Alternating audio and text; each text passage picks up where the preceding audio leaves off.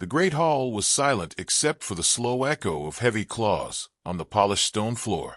The predator alpha moved forward like a shadow given life, its massive form filling the space, with a weight no one could ignore.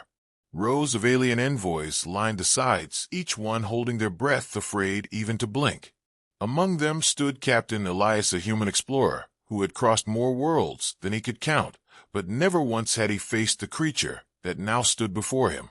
The Alpha was a legend spoken of in whispers across the galaxy, an apex hunter from a world where only the strongest survived, and where even the young were born with teeth sharp enough to tear through steel mesh.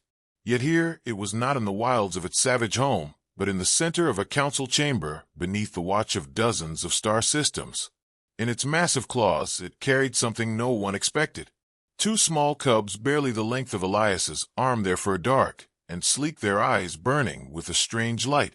The council members shifted nervously, unsure whether this was an offering a threat or something far worse. The Alpha stopped before Elias, towering over him, its breath like the heat of a furnace. Without a sound, it lowered the cubs onto the floor. Between them, the little ones curling into each other, their small tails flicking nervously. Elias could feel the eyes of every envoy on him, as if the entire galaxy was holding its breath, waiting for the next moment. The Alpha leaned close, its voice a low rumble that vibrated through the floor and into Elias's bones. "Protect them or die with them." The words were simple, but they carried the weight of something far greater than a threat. They were a command, a test, and perhaps a sentence. Elias's mind raced. Humans had never been trusted by the predators, not with trade, not with weapons, and certainly not with blood heirs. To be given the young of the Alpha was to hold the future of its kind in his hands, and it was unthinkable. He could hear the murmurs of the other envoys. Some believed this was a trap, that once the cubs were harmed, the Alpha would have reason to bring war to humanity. Others thought it was a desperate move, that the Alpha's enemies were closing in, and it needed a protector outside its own kind. Elias looked down at the cubs. One blinked slowly at him, its eyes like molten gold. The other gave a small growl that sounded more curious than hostile. Something about them stirred a strange feeling in him, not fear, but a deep instinct to shield them from harm. The Alpha stepped back, but its gaze never left him, its massive head tilting slightly, as if measuring the weight of his soul. In that moment the doors to the chamber hissed open. A wave of cold air swept in, and with it came the sound of boots on metal. Station guards stepped inside, their weapons at the ready. The commander of the station glanced at Elias, then at the Alpha, his face pale as frost. "Captain, you need to understand what you are holding." Elias did not answer, his focus locked on the Alpha. The predator gave a single slow nod and turned away, its tail sweeping across the floor with a hiss like sand across stone. Without another word it walked toward the open doors, its shoulders hunched in a way that spoke of battles yet to come. The cubs pressed closer to Elias, one of them placing a tiny clawed paw against his boot. The commander was still speaking, but Elias barely heard. Somewhere deep in his chest a strange resolve had begun to grow. When the Alpha reached the doors it paused. It did not turn, but its voice carried back through the hall, like the growl of a storm across a mountain. "You will be watched." And then it was gone, swallowed by the shadows of the corridor beyond. The heavy silence returned, but it was different now. It was the silence before something great and terrible begins. Elias crouched and lifted the cubs, one under each arm, their small bodies warm and trembling. He could feel the pulse of their hearts against his hands, quick and strong. The council chamber felt smaller, now the walls closing in as whispers turned into open speculation. Some envoys were already sending messages to their fleets, others were calling for security to seize the cubs before trouble began. But Elias knew deep down that no one could take them from him, now not without a fight. He stepped forward through the hall, his boots echoing on the stone floor, his eyes fixed on the doors ahead. In the shadows of the corridor beyond he thought he heard movement, a faint metallic scrape like claws on steel. The cubs both lifted their heads, their ears twitching toward the sound. Elias kept walking, but his grip on them tightened. Whatever this was, it had only just begun. The corridor outside the council chamber was long and cold, and the lighting strips along the walls flickered in a way that made every shadow seem alive. Captain Elias moved quickly, carrying one cub under each arm, their warm bodies trembling against him, while their sharp little claws pressed through the fabric of his jacket. Behind him, the muffled voices of the council grew louder as arguments broke out over what had just happened in the hall. He knew they would send guards after him soon, but he could not stop. He had no plan, yet only the instinct that he had to get the cubs away from that room and into some place safer. The air in the corridor felt wrong, somehow too still, as if the massive space station itself was holding its breath. The cubs seemed to sense it too, their heads turning this way, and that their ears twitching at faint sounds Elias could not hear. One of them gave a low growl, and Elias paused, listening. There it was, faint but real, the sound of something scraping against metal somewhere ahead of him. It was slow, deliberate, not the hurried steps of someone running, but the measured pace of something that knew exactly where it was going and exactly who it was hunting. He resumed walking, his pace steady, though every muscle in his body was tight with tension. He turned a corner, and the lights there flickered more violently, throwing jagged shadows across the walls. A pair of station workers stood near an access panel, their eyes widening as they saw him with the predator cubs in his arms. One of them began to speak, but a sudden burst of static filled the air from the overhead speakers, drowning out the words. Elias moved past them quickly, ignoring the questions he could not answer. The static ended with a short, sharp sound, almost like a hiss. The cub in his left arm gave a warning snarl, its small teeth bared toward the ceiling, as if the sound had come from above. Elias looked up, but saw only the metal panels of the service ducts and a faint trail of condensation drifting down, as though something warm and alive had passed through the cold air moments ago. He turned again, heading toward the human quarters section of the station. If he could reach his room, he could at least secure the door and think, but as he approached the first checkpoint, he saw the security gates half closed, and the guards already moving to intercept. The lead guard raised a hand, calling out for him to stop, his voice carrying the sharp edge of authority.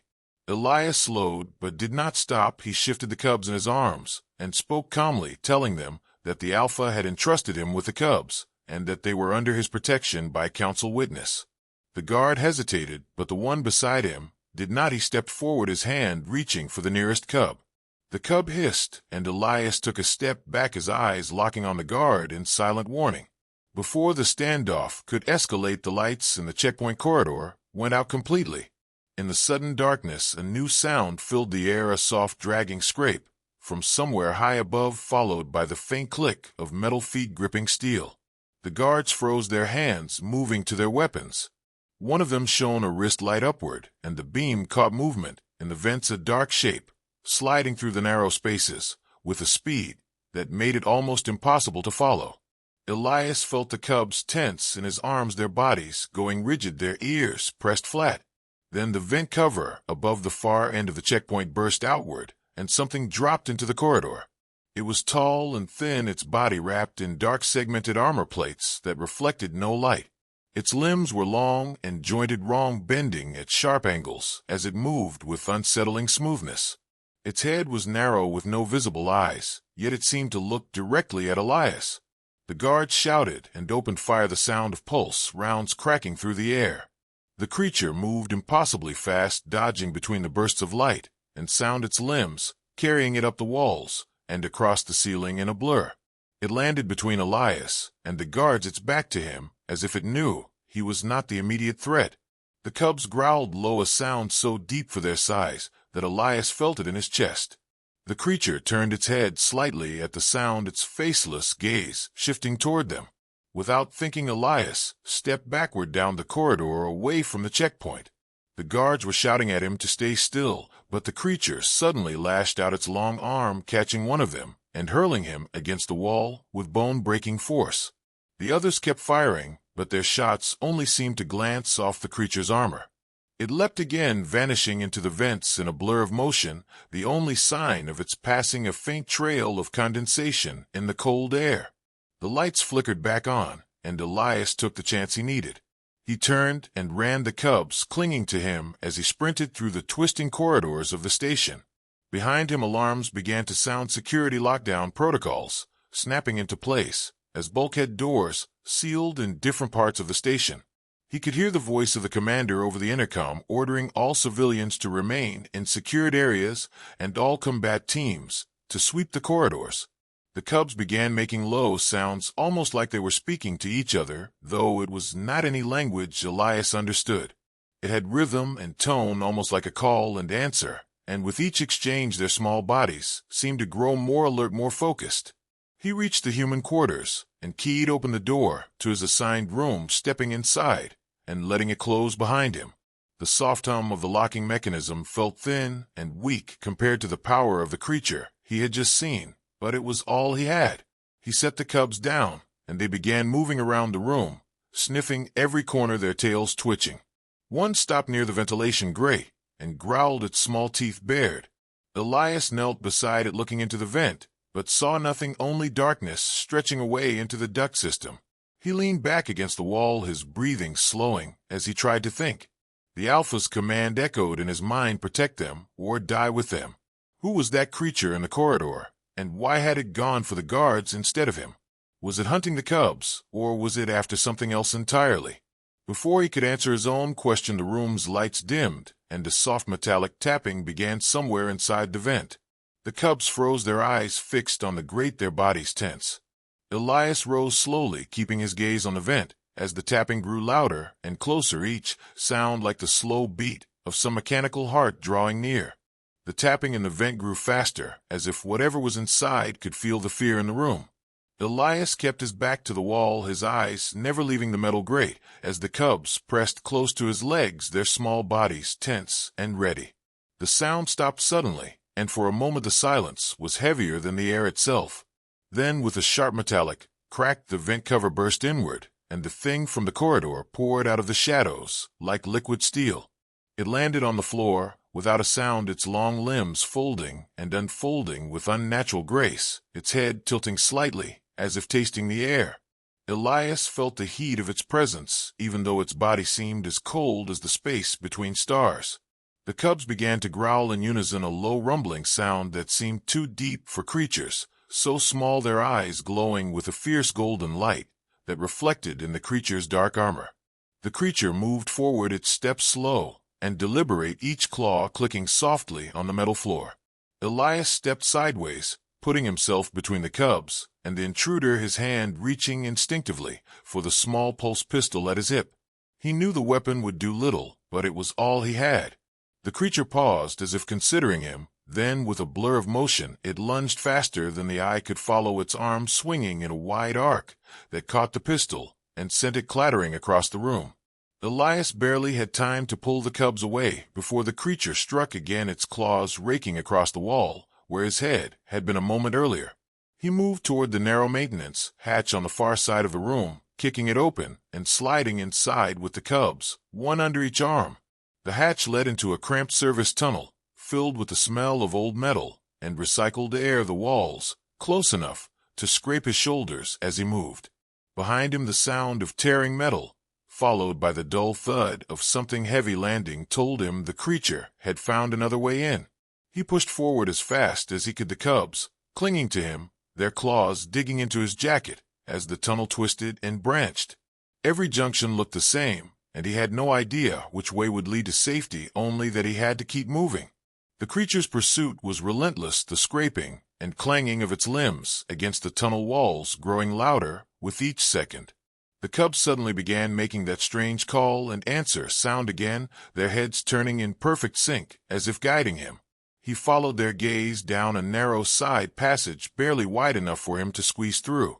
The walls were colder here, frost clinging to the metal as the air temperature dropped sharply.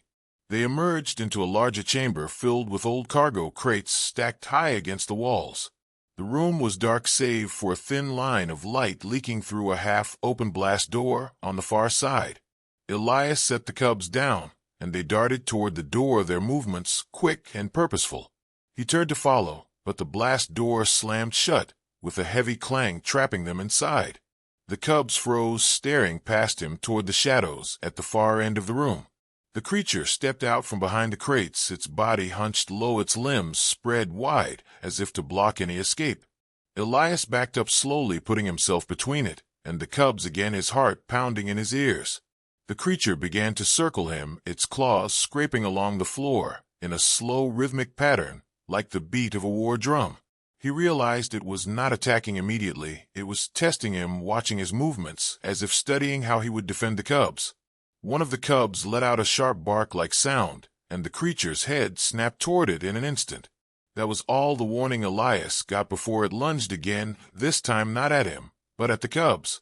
He threw himself into its path, the impact knocking him hard to the floor, the breath forced from his lungs. The cub scrambled away, and the creature rose above him, its claws poised to strike. Before it could bring him down, one of the cubs leapt onto its back, sinking its tiny teeth into the seam between its armor plates. The creature let out a sound unlike anything Elias had heard, a high-pitched metallic screech that rattled the walls. It spun wildly, trying to shake the cub off, but the little predator held on its claws, tearing at the weak point in the armor. The second cub darted in from the side, biting at the creature's leg, its movements fast and precise. For a moment Elias saw something almost like hesitation in the creature's motions, as if it had not expected resistance from prey so small. He seized the chance, grabbing a loose metal rod from the floor and swinging it with all his strength into the exposed joint of its leg. The impact made the creature stagger, its screech rising in pitch as the cubs continued their attack. Elias swung again, and this time the leg gave way, the creature collapsing to one side, its claws flailing. The cubs leapt clear as Elias drove the rod into the gap in its chest armor, feeling the resistance give way as some dark fluid sprayed across the floor. The creature convulsed, once then lay still, its limbs twitching before finally falling silent. Elias stood there breathing hard, his hands shaking as he looked at the lifeless form on the floor. The cubs padded over to him, their golden eyes bright, their small bodies pressed against his legs. He realized then that they had not just been passengers in this escape, they had fought alongside him like warriors. Before he could even think about what that meant, a low rumble began to fill the room. The walls shook, dust falling from the ceiling, as somewhere nearby a heavy door began to open. The cubs turned toward the sound, their ears pricked, their tails flicking in agitation. Elias moved closer to the blast door at the far end, but it remained sealed, unresponsive to the control panel. The rumble grew louder, and then from the widening shadows at the far end of the room stepped three more figures, shaped like the creature they had just killed. They were larger, their armor thicker, and in their hands they carried weapons that hummed with deadly energy. The cubs growled in unison, their small forms rigid, their eyes locked on the newcomers. Elias knew there was no way he could fight three of them, not here, not with only a metal rod and his own two hands.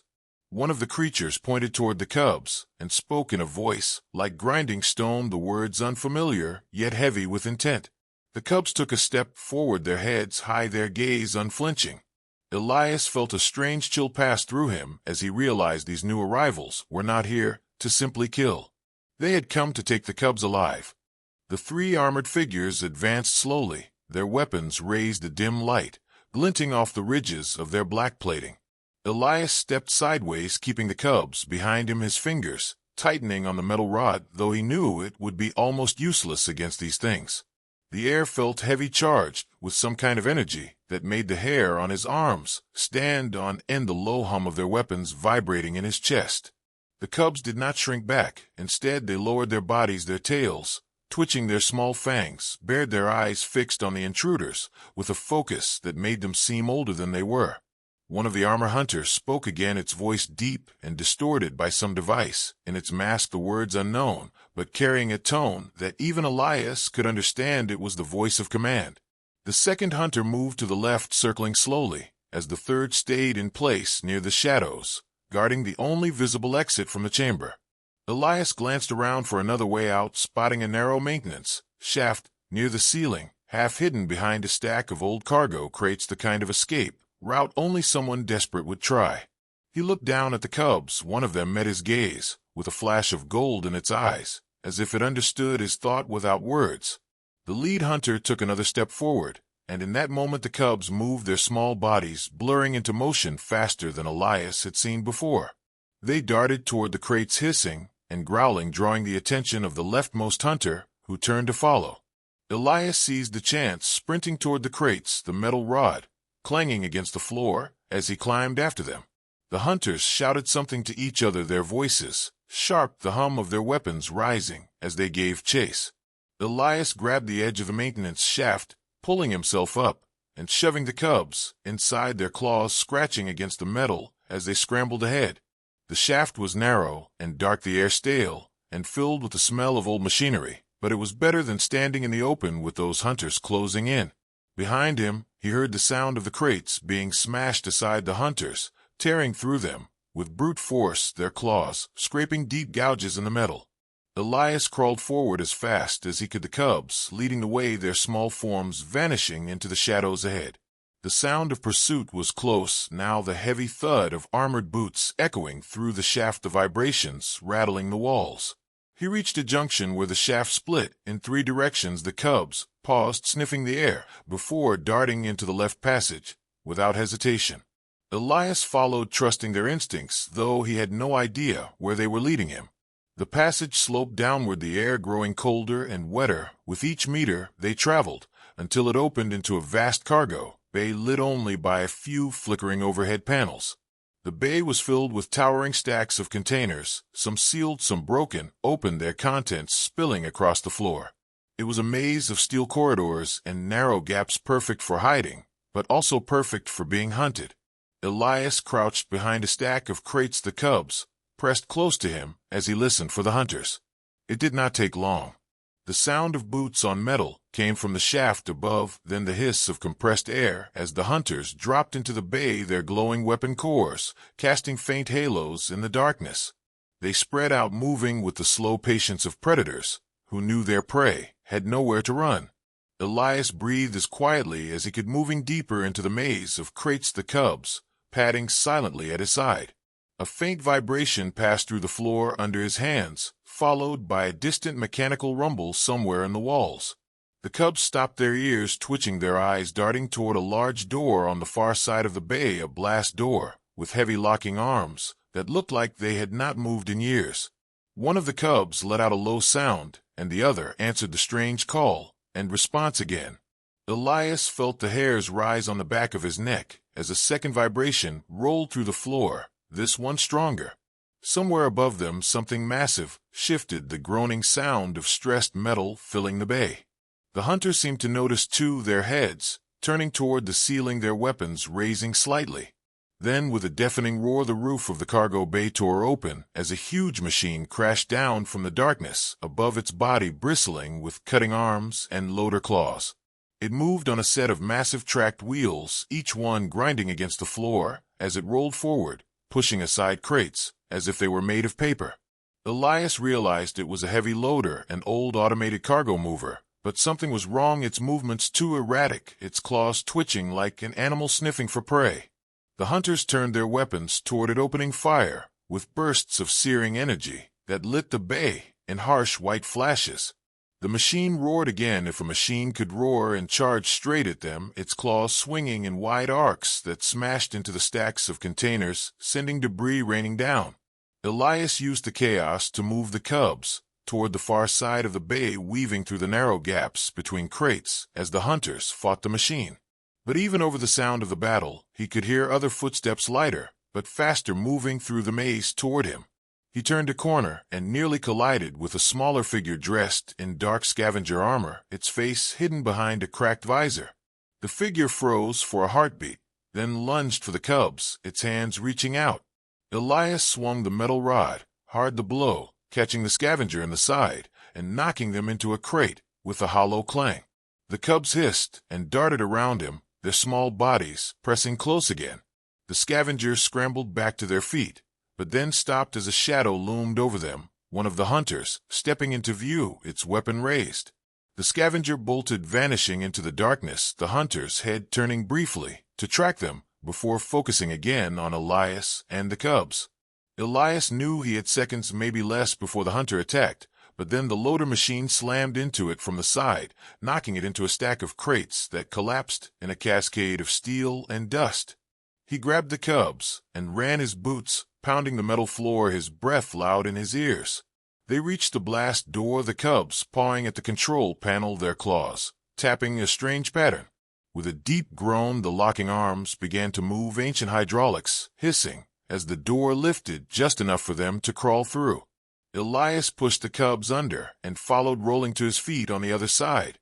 The door slammed shut behind them, cutting off the noise of the battle, leaving only the echo of his breathing and the faint sound of the cubs moving ahead into the darkness of yet another unknown corridor. The corridor beyond the blast door was narrow and cold, the air heavy with the stale taste of a place long sealed, the faint hum of distant machinery echoing through the metal walls like the heartbeat of a sleeping beast. Elias moved quickly, his boots thudding softly against the grated floor of the cubs, padding silently ahead, their golden eyes bright in the dim light strips that flickered above. The space was claustrophobic, the walls close enough to brush his shoulders, and the ceiling low, forcing him to hunch slightly as he walked. He could feel the vibrations of the battle still raging in the cargo bay behind them, faint shudders in the floor as the loader machine and the hunters clashed among the crates, but each step carried them farther away from that chaos. The cubs seemed to know where they were going, turning down side passages without hesitation, their small forms weaving through the maze of corridors like they had walked them before. They stopped suddenly at a heavy door, its surface scarred and dented from long use, the control panel on its side covered in dust and grime. Elias approached, brushing the dust away, and seeing that the panel was still active, faint blue light glowing beneath the dirt. The cubs began pawing at the door, their claws scratching a strange rhythm against the metal, the sound echoing softly in the confined space. With a reluctant groan, the door slid open, revealing a wide chamber beyond, lit by the cold white glare of overhead strips. The chamber was circular, lined with thick armored walls, and on the far side a massive viewport looked out into the endless black of space. For a moment Elias felt a strange stillness, the quiet beauty of the stars stretching away, forever broken only by the faint shimmer of a distant nebula. The cubs padded toward the center of the chamber, where a low platform rose from the floor, surrounded by faintly glowing rings embedded in the metal. Elias followed, glancing back once to be sure they were alone before stepping up beside them. The rings pulsed softly under his feet, and a low hum began to fill the air. He looked around, tense, the hum growing louder until it became a deep vibration that he felt in his chest. Suddenly warning lights began to flash around the perimeter of the chamber, and a sharp alarm cut through the air. The floor trembled as the armored walls began to shift, huge panels sliding open to reveal thin slits in the structure. Elias's stomach dropped as he realized what was happening. The outer section of the chamber was opening to space. A rush of cold air swept through, pulling at his jacket, at his hair, at the cubs, further pressure dropping so fast it made his ears ache. Loose objects skittered across the floor, dragged toward the widening gaps in the walls. Elias grabbed the cubs, pulling them close as he staggered toward the nearest support pillar, trying to keep his balance against the growing pull. The hum of the rings rose to a piercing whine as the openings widened, and the blackness beyond seemed to grow closer, hungrier. A cargo crate slid past, smashing into the wall and vanishing into the void, the sudden silence of its departure somehow worse than the noise. The cubs clung to him, their small claws digging into his arms, their bodies pressed tight, their eyes wide but unblinking. Elias's grip on the pillar tightened, his fingers straining against the cold metal. The pull was growing stronger, his boots sliding inch by inch toward the open gaps. His mind raced, searching for anything that could stop the decompression, anything that could give them even a few more seconds. One of the cubs twisted in his grip, growling fiercely before wriggling free and leaping toward the platform in the center. It landed on the glowing rings and slammed its small paw down in the same strange rhythm it had used on the blast door before. The second cub joined it, their movements perfectly synchronized, the glow of the rings flaring brighter with each strike of their paws. Elias could feel the air pressure stabilizing, the pull lessening slightly as the alarm changed tone, the glowing rings sending a wave of light racing across the floor toward the wall panels. The panels shuddered and then began to slide closed, the view of space narrowing until only the cold walls remained. The air rushed back into the chamber with a heavy thump of pressure returning. Elias collapsed to one knee, gasping for breath, the cubs trotting back to him, their eyes shining as if proud of what they had done. Before he could speak, the chamber lights flickered and dimmed, the hum of the machinery dropping to a low, uneasy drone. The cubs turned toward the doorway, their ears twitching. Elias followed their gaze and saw a shadow shift in the hallway beyond. Figures stepped into view, their silhouettes sharp against the faint light behind them. It was not the hunters from before. These were different, smaller, faster, their armor a patchwork of scavenged plates, their weapons crude but deadly looking. There were at least 6 of them fanning out to block the doorway. One raised a small device, and the door behind them slid shut, sealing the chamber again. Elias's hand tightened on the metal rod at his side, though he knew it would not be enough against so many. The scavengers moved closer, their leader stepping forward, its visor cracked to reveal a pale, scarred face, its mouth curling into a thin smile. It spoke in a rasping voice that carried across the room, though the words were unknown. The tone made it clear they were here for the cubs. The cubs stood their ground, growling low, the sound vibrating in the cold air. Elias stepped between them and the scavengers, his body tense, every sense alert. The leader tilted its head slightly, then gave a short command. 2 of the scavengers broke off, moving to the side, circling slowly, while the others raised their weapons. Elias's heart pounded, the cubs shifting behind him, ready to spring. The moment stretched tight, like a drawn bowstring. Then, without warning, one of the scavengers lunged forward, its weapon swinging in a wide arc aimed to knock Elias aside. Elias ducked under the swing, driving his shoulder into the attacker's midsection and shoving it back into another. The cubs leapt into motion, their small bodies blurs of dark fur and golden light, their claws flashing as they darted between the scavengers' legs. The chamber erupted into chaos, shouts, and the clang of weapons on metal echoing off the walls, the cubs moving like living shadows, impossible to catch. Elias fought to keep them in sight, his rod smashing into a scavenger's arm, sending their weapons skittering across the floor. One of the cubs leapt onto the leader's shoulder, its teeth sinking into the gap between helmet and collar, drawing a sharp cry of pain. The leader staggered back, slamming into the wall, trying to shake the cub off. The second cub darted in from the side, raking its claws across another scavenger's leg, sending them crashing down. Elias seized the moment, driving the rod into the control device on the leader's belt, sparks bursting in the dim light. The door at the back of the chamber hissed open, the seal breaking with a sharp rush of air. Without hesitation, Elias scooped up the cubs and ran for it, the shouts of the scavengers echoing behind him. He burst into the corridor beyond the door, slamming shut behind them, cutting off the noise of the fight, leaving only the sound of his own breathing and the faint patter of the cubs' claws on the metal floor. The corridor stretched ahead, dark and silent, but somewhere far away a faint mechanical hum began to rise, like the slow approach of something far larger than the scavengers and far more dangerous. The corridor seemed to stretch endlessly ahead, its walls lined with dark metal panels that drank in the faint light, making the space feel colder than it already was. Elias moved quickly, the cubs trotting close to his heels, their ears twitching at every distant sound, their golden eyes scanning the shadows as if expecting danger at every turn. The low hum he had heard earlier was growing louder, becoming a steady vibration that pulsed through the floor like the footsteps of something massive. He glanced back, but the sealed door behind them remained still, no sign of the scavengers, though he knew they would not give up so easily. The cubs slowed suddenly, their bodies tensing, their gaze fixed ahead. Elias followed their line of sight and saw the corridor widening into a vast circular chamber, its high ceiling supported by curved beams that met above like the ribs of some ancient beast.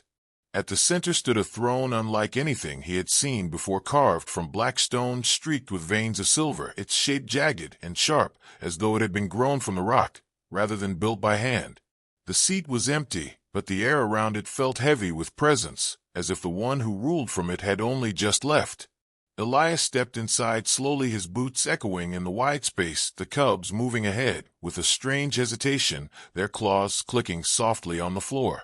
He felt as though he had stepped into a place meant only for the predators, their history etched into the walls, in the form of reliefs, showing great hunts, battles, and moments of blood oath. The throne itself bore fresh marks, deep gouges across its arms and back, as if struck repeatedly by claws of great size. The cubs sniffed at the base of the throne, their tails low, their bodies tense. Elias could almost feel the weight of what this place represented. It was not just a seat of power, It was the heart of an entire species' rule. A sudden sound made him turn the faint hiss of a door opening somewhere above. From a balcony that circled the chamber figures emerged tall predators, clad in dark ceremonial armor, their movements slow and deliberate as they descended the steps toward the floor. There were 7 of them, each bearing a long curved weapon etched with glowing lines, their faces hidden behind masks shaped like snarling beasts. The one at the front stopped a few paces from Elias, its head tilting as it regarded him and the cubs. When it spoke, its voice was deep and resonant, echoing off the stone walls. It carried no malice, but a weight of authority that made the air feel heavier. Elias could not understand the words, but he knew from the tone that they were asking about the cubs, perhaps demanding to take them. The cubs stepped closer to Elias, pressing against his legs, their golden eyes fixed on the masked figures, without fear. The leader of the group extended a hand, palm up, as if offering a choice. Elias hesitated, unsure what was expected, but every instinct told him handing over the cubs would mean never seeing them again, and perhaps far worse for them. The leader's hand lowered slowly, and they spoke again, the tone sharper this time, almost a warning. Before Elias could respond, the low hum from earlier surged into a deep booming vibration, the floor beneath them trembling, dust falling from the high beams above. The predators glanced toward the far wall, where a massive door began to open, the grinding of its ancient hinges echoing through the chamber. Through the widening gap came the shape of a predator unlike any other Elias had seen. It was massive, its fur streaked with gray, and its body crisscrossed with scars, its eyes burning like twin suns. It walked with a limp, but each step carried the weight of command. The armored figures lowered their weapons and bowed their heads as it entered the chamber. Elias realized this must be a matriarch or elder, the true keeper of the throne. The elder's gaze went immediately to the cubs, and for a moment something softer passed through those burning eyes. Then they turned to Elias, studying him as though weighing his soul against some unseen measure. The elder spoke a single word, and the masked warriors stepped back, forming a wide circle around them. Elias stood still, the cubs between him and the elder, the tension in the air thick enough to feel against his skin. The elder knelt slowly, bringing their massive head level with the cubs and sniffing the air around them. The cubs did not move. Instead, they raised their heads high, their eyes meeting the elder's without flinching. A deep rumble came from the elder's chest, not a growl, but something older, like a voice from the roots of the earth itself. The cubs answered with a strange call, and response, the sound echoing off the chamber walls. The elder rose again, turning away from the throne and speaking to the masked warriors, the words quick and sharp. 2 of them stepped forward and pointed toward a side passage, their weapons held low but ready. Elias understood then that they intended for him and the cubs to follow. He moved with them down the passage, the walls narrowing as they went, the hum of machinery growing louder. They emerged into a smaller chamber filled with strange devices, their surfaces glowing faintly in the dim light. In the center was a pedestal on which rested a smooth black stone carved with the same symbols he had seen in the throne room. The elder entered behind them, their presence filling the space. They placed a massive clawed hand on the stone, and the symbols flared to life, casting shifting patterns of light across the walls. The cubs stepped forward, placing their small paws on the edge of the pedestal. A sudden surge of energy passed through the room, the air vibrating with power. Elias could feel deep in his bones. Visions flickered through his mind, flashes of battles fought in distant stars, of predator ships sailing through storms of fire, and of humans standing beside them, not as prey or enemy, but as allies. When the vision faded, the elder stepped back, looking at Elias with an expression he could not read. Then came words, slow and deliberate, each one heavy with meaning though still unknown to him. The cubs turned to Elias, their eyes brighter than he had ever seen, their bodies trembling not with fear, but with something like anticipation. The elder stepped aside, gesturing toward a door on the far wall. Elias moved toward it, the cubs following, but before they could reach it, the entire chamber shook violently, a deafening roar echoing through the walls. An explosion of light and debris tore through the passage they had entered from the masked warriors, thrown to the ground by the force. Through the smoke and dust came the shadow of something vast and mechanical, its heavy steps pounding the floor, its weapons glowing with lethal intent. The elder roared in fury, the sound shaking the very stones, as they moved to block the intruder. Elias grabbed the cubs, pulling them toward the far door, knowing that whatever had broken through was here for them, and would not stop until it had them in its grasp. The far door shuddered as Elias pushed the cubs through the frame, the sound of the elder's roar still thundering in the chamber behind them, followed by the metallic scream of the intruders, weapons tearing into stone and steel. The corridor ahead curved sharply to the right, its walls lined with tall slats that flickered with pale light, each one humming faintly, like the quiet song of something alive. Elias kept moving his grip tight on the cubs' scruffs, guiding them ahead, though his mind burned with questions, none of which mattered more than keeping them alive. The air smelled faintly of ozone and old dust, of faint tremors beneath the floor, telling him the fight behind them had not ended. A low rumble passed through the corridor, and from the far end came the sound of marching, heavy, synchronized steps, accompanied by the faint metallic click of claws. The cubs froze, their ears pricking forward, their golden eyes locked on the bend ahead. Elias crouched beside them, peering around the corner, and his breath caught. A wall of predator warriors stood shoulder to shoulder, their armor dark as void, their banners bearing the same jagged symbol carved into the throne, their weapons lowered but ready. At their head stood the matriarch he had seen before, though now she bore no mask, her face scarred, but proud, her gaze burning like the heart of a star.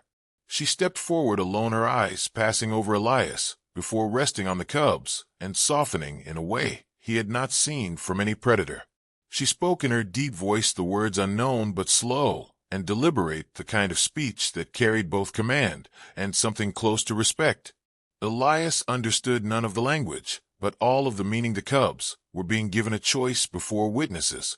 The matriarch knelt, lowering herself until her eyes were level with theirs, her massive hand extended, palm up, an invitation and perhaps a call to return to their own kind. The cubs glanced at each other, their tails flicking once, twice. Then they turned and walked past her, straight to Elias, standing close enough that their fur brushed his legs. A ripple of reaction moved through the ranks of warriors, some shifting uneasily, others making low rumbling sounds that might have been surprise or approval. The matriarch rose, her eyes meeting Elias's with a look that seemed to weigh his worth, and finding it sufficient, she turned to the warriors around her, raising her voice so it carried down the corridor and into whatever spaces beyond might hear. The warriors shifted their weapons, then in a movement that made Elias's skin prickle, they lowered themselves onto one knee, their heads bowed in the direction of the human and the two cubs. The air seemed to grow heavier as more predators emerged from adjoining halls and chambers, drawn by the sound, until the entire space was filled with them, everyone kneeling in silence. From above, somewhere in the high arches of the station structure, came the sound of shutters opening, the faint hum of transmission arrays activating, and Elias realized the moment was being broadcast across the network. The entire galaxy was watching. The matriarch spoke again, her voice carrying like the toll of a great bell through the stillness, and though Elias could not understand the words, the weight of them pressed into his bones. The cubs stood tall beside him, their small bodies still, but their eyes shining with fierce light. A great symbol flickered into existence above the corridor, projected by unseen devices, the jagged crest of the predator clans, now joined with the emblem of humanity in a single intertwined design. Elias's breath caught as he understood what it meant. This was no simple alliance. This was the rewriting of the laws that had separated their species since the first meeting. The silence broke as the warriors struck their weapons against the floor in unison, a deep resonant sound that echoed through the station and out into the stars. The cubs stepped forward, placing their paws on his boots, looking up at him as if sealing something older than either of them could fully understand. Elias felt the weight of it settle on his shoulders, not as a burden, but as a mantle he had not asked for yet could not refuse. The matriarch gestured for him to follow, and the crowd parted, forming a path lined with the kneeling warriors, their eyes following as he walked. The cubs moved at his side in perfect step, their small claws clicking softly against the metal floor. As they emerged into a great open chamber filled with light from towering windows, Elias saw ships hanging in the void beyond, their sleek hulls marked with both human and predator insignia. This was not just for show. Fleets were already aligning themselves under a united command. The matriarch stopped at the edge of a high platform overlooking the starfield, and turned to face him, her voice quieter now, but no less firm. She placed her hand on his shoulder, the claws careful not to pierce the fabric of his jacket. Then she stepped back and bowed her head ever so slightly. The gesture was not lost on the watching warriors, or on the countless unseen viewers across the galaxy. Elias understood in that moment the Alpha's true intent from the beginning. This was never only about protecting the cubs. It was about forcing both species to witness something they could not ignore: trust forged in the fire of survival. The sound of the battle in the throne room had faded, replaced now by the steady hum of the station's systems, as if the structure itself was holding its breath. The matriarch raised her head and turned to the gathered warriors, speaking a final command that sent them rising to their feet as one. They struck their weapons to the floor, once more the sound rolling like distant thunder, and then they turned to their ships to carry the new order out into the stars.